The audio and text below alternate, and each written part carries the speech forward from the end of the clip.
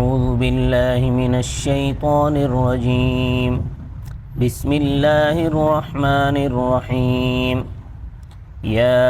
أيها الذين آمنوا لا تقتلوا الصيد وأنتم حرم ومن قتله منكم متعمدا فجزاء مثل ما قتل من النعم يحكم به ذوى عدل منكم هديا بالغ الكعبة أو كفارة طعام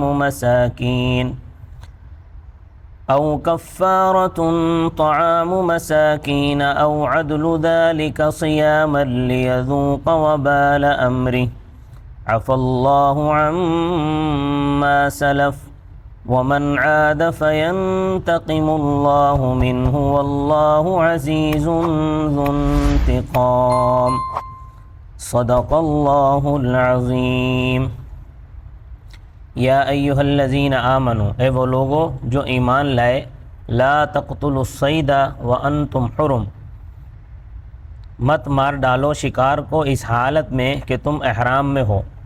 ومن قتلہ منکم متعمدا، اور جس نے مار ڈالا اس کو تم میں سے جان بوجھ کر، فجزاء مثل ما قتل من النعم، تو اس کے ذمہ بدلہ ہے اس کے مانند جس کو مارا اس نے، من النعم درا حالے کہ وہ مویشیوں میں سے ہو۔ یحکم بہ ذوی عدل منکم، فیصلہ کریں اس مانند کا دو معتبر آدمی تم میں سے، ہدیم بالغ الکعبۃ، نیاز کا جانور پہنچنے والا کعبہ تک، او کفارۃ طعام مساکین، یا کفارہ غریبوں کا کھانا ہے، او عدل ذالک صیاما، یا مساوی اس کے روزے کے اعتبار سے، لیذوق وبال امری، تاکہ چکھے وہ وبال اپنے کام کا، عفی اللہ عما سلف، درگزر فرمایا اللہ نے اس قتل سے جو پہلے ہو چکا، ومن عاد، اور جو شخص اب قتل کرے گا، فینتقم اللہ منہ، تو اللہ تعالیٰ اس سے بدلہ لیں گے، واللہ عزیز ذو انتقام، اور اللہ تعالیٰ زبردست بدلہ لینے والے ہیں۔ شکار، گزشتہ آیت میں میں نے بتایا تھا کہ اس کی جزا کیا ہے اگر کوئی شکار کر لے، تو میں نے بتایا تھا کہ وہ اگلی آیت میں آئے گی، تو اگلی آیت میں اب اس کا ذکر ہے۔ شکار وہ وحشی جانور جو انسان سے دور بھاگتا ہے، دور رہتا ہے، اگرچہ اس کا کھانا حلال نہ ہو، جیسے کہ لومڑی اور بھیڑیا وغیرہ۔ گزشتہ آیت میں یہ بات بتائی گئی تھی کہ اللہ تعالیٰ مسلمانوں کا شکار کے ذریعے امتحان لیں گے، اور امتحان میں کوئی فیل بھی ہوتا ہے، تو جو فیل ہوتا ہے اس کی سزا کیا ہوگی، تو وہ سزا اس آیت میں بیان کی گئی ہے۔ تو یہ آیت مشکل آیت سمجھی گئی ہے، اس میں تھوڑا اختلاف بھی ہوا ہے، اس لیے اس کو غور سے سنیں۔ اگر کوئی شخص حج یا عمرے کے احرام میں جان بوجھ کر یا احرام بھول کر یا چوک کر خشکی کا کوئی شکار مار ڈالے، اگرچہ اس شکار کا کھانا حلال نہ بھی ہو، تب بھی اس پر اس کی جزا واجب ہے۔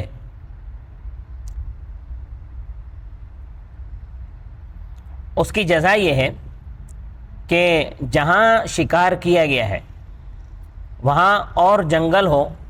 تو قریبی بستی کے اعتبار سے اس کی قیمت لگائی جائے گی،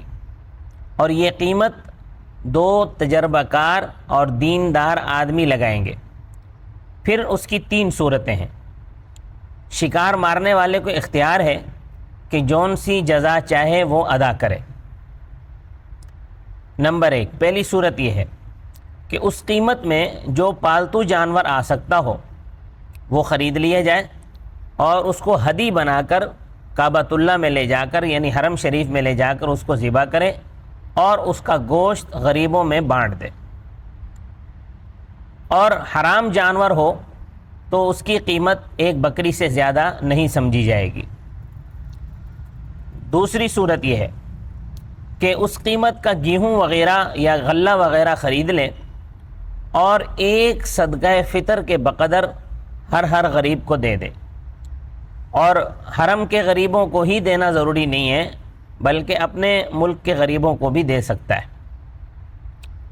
اور تیسری صورت یہ ہے کہ ہر فطرہ کے بدلے میں روزہ رکھے، اور یہ روزے بھی حرم میں رکھنا ضروری نہیں ہے۔ ہر فطرہ کے بدلے روزہ رکھے مطلب یہ ہے کہ اس کی قیمت لگائی جائے، جتنی قیمت اس کی بنتی ہے تو اس قیمت میں یہ حساب کیا جائے گا کہ اس قیمت میں کتنے فطرے ادا ہوتے ہیں۔ اگر اس قیمت میں 10 فطرے ادا ہوتے ہیں تو 10 روزے رکھے گا، اگر اس کی قیمت میں 20 لوگوں کا فطرہ ادا ہوتا ہے تو 20 روزے رکھے گا۔ اس طرح ہر فطرے کے بقدر ایک روزہ رکھنا پڑے گا۔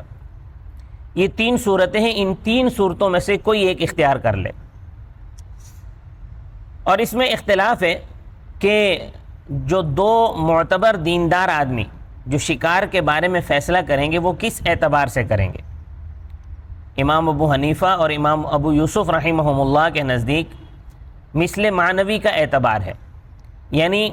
شکار کی قیمت طے کریں گے، پھر اس قیمت میں ایک یا زیادہ مویشی جتنے بھی آ جائیں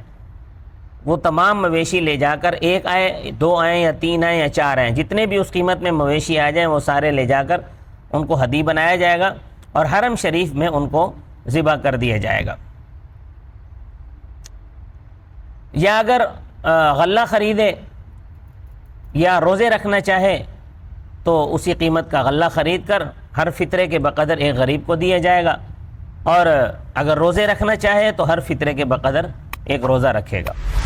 تو جتنے فطرے بنیں گے اتنے روزے رکھنے پڑیں گے۔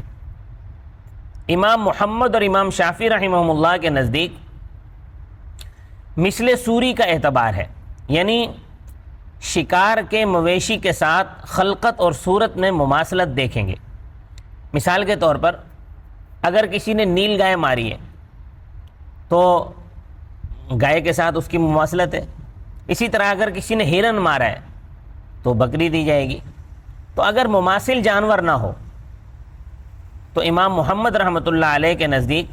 اس کی قیمت کا اعتبار کرتے ہیں۔ دیکھیں اب امام محمد بھی بعد میں قیمت پر ہی آ گئے، امام ابو حنیفہ اور امام ابو یوسف رحمۃ اللہ علیہ شروع سے ہی قیمت کا اعتبار کرتے ہیں، بعد میں باقی سارے قیمت کا ہی اعتبار کرتے ہیں۔ تو امام محمد تو پہلے تو یہ فرماتے ہیں کہ پہلے مماثلت دیکھی جائے گی، جس جانور کو شکار کیا ہے اس کی مماثلت کس حلال جانور کے ساتھ ہے، تو جس حلال جانور کے ساتھ ہے وہی حلال جانور خرید کر اس کو ہدی کیا جائے گا، ہدی کر کے لے جایا جائے گا اور حرم میں ذبح کیا جائے گا، یا اس حلال جانور کی قیمت کے بقدر ایک صدقہ فطر کے بقدر جتنے صدقہ فطر بنیں گے اتنا روزے رکھیں گے۔ امام شافعی رحمۃ اللہ علیہ فرماتے ہیں کہ صفات میں مماثلت بھی دیکھی جائے گی، یعنی ان کے نزدیک کبوتر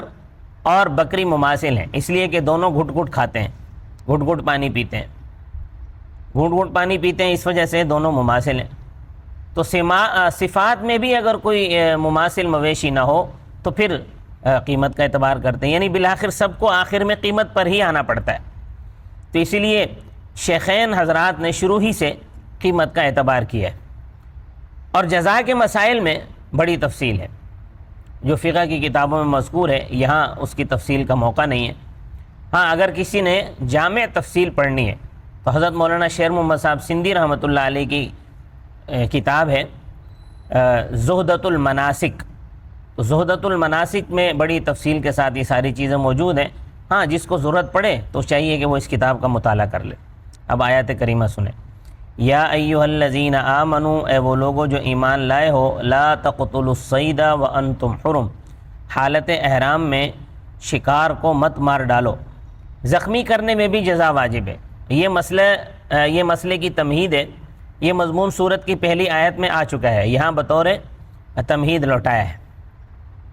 ومن قتلہ منکم متعمدا، اور جس نے تم میں سے اس کو جان بوجھ کر مار ڈالا، فجزاء، تو جزا واجب ہے۔ بھولنے چکنے کا بھی یہی حکم ہے، البتہ آیت کے آخر میں جو اخروی سزا ہے وہ ان کو نہیں ملے گی، اس لیے کہ متعمدن کی قید لگائی ہے۔ مثل ما قتل من النعم، جزا اس شکار کے مانند ہو، من النعم جس کو مار ڈالا ہے جو مویشی سے ہو، یحکم بہ ذوا عدل منکم، اس کا فیصلہ تم میں سے دو معتبر آدمی کریں، ہدی بالغ الکعبۃ، وہ کعبہ تک پہنچنے والی ہدی ہو، یہ پہلی صورت ہے، او کفارۃ طعام مساکین، یا کفارہ ہو جو غریبوں کا کھانا ہو، او عدل ذلک صیاما، یا اس کھانے کے بقدر روزے ہوں، لیذوق وبال امری، تاکہ وہ اپنے کیے کا وبال چکھے، عفا اللہ عما سلف، اللہ تعالیٰ نے اس قتل سے درگزر کیا جو اس سے پہلے ہو چکا۔ وہ یہ تھا کہ حدیبیہ میں ایک صحابی نے نیل گائے مار دی تھی، تو اس کے بعد یہ آیت نازل ہوئی، ومن عاد، اور جو اب قتل کرے گا، فینتقم اللہ منہ، تو اللہ تعالیٰ اس سے بدلہ لیں گے، یعنی بدلہ اس صورت میں لیں گے کہ اس نے کیا اور پھر توبہ نہیں کی، یعنی توبہ نہیں کرے گا اور جزا نہیں دے گا، تو اس صورت میں پھر آخرت میں تو اس کو سزا ملے گی۔ واللہ عزیز ذو انتقام، اور اللہ تعالیٰ زبردست ہیں اور بدلہ لینے والے ہیں۔ اللہ تعالیٰ کو سزا دینے سے کوئی روک نہیں سکتا، اور جو پیروں پر کلہاڑی مارے گا تو خود ہی زخمی ہوگا۔ اگر کوئی اس طرح احرام کی حالت میں شکار کرے گا تو اپنا نقصان کرے گا، اگر اس نے اس طرح کر لیا تو اس کو چاہیے کہ وہ توبہ کرے اور جزا دے، جو جزا قرآن نے مقرر کی ہے۔ اگر وہ توبہ بھی نہیں کرتا، جزا بھی نہیں دیتا، تو اللہ تعالیٰ اس کو پھر آخرت میں سزا دیں گے، اور اللہ کو سزا دینے سے کوئی نہیں روک سکتا۔ صدق اللہ العظیم۔